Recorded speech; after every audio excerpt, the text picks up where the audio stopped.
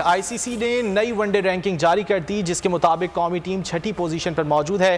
New Zealand ने England की जगह टॉप पोजीशन अपने नाम कर ली। खेल की आलमी गवर्निंग बॉडी के मुताबिक न्यूजीलैंड ने 121 रेटिंग पॉइंट्स के साथ टॉप पोजीशन पर अपना हक मिल्कियत कायम कर लिया। पाकिस्तान की टीम 97 रेटिंग पॉइंट्स के साथ छठे नंबर पर है, ऑस्ट्रेलिया दूसरे, भारत तीसरे और इंग्लैंड चौथे नंबर पर है। जनूबी अफ्रीका की 5वीं, बांग्लादेश की 7वीं पोजीशन है, वेस्ट इंडीज 8वीं और श्रीलंका 9वें नंबर पर है। 62 रेटिंग पॉइंट्स के साथ अफगानिस्तान का 10वां नंबर है।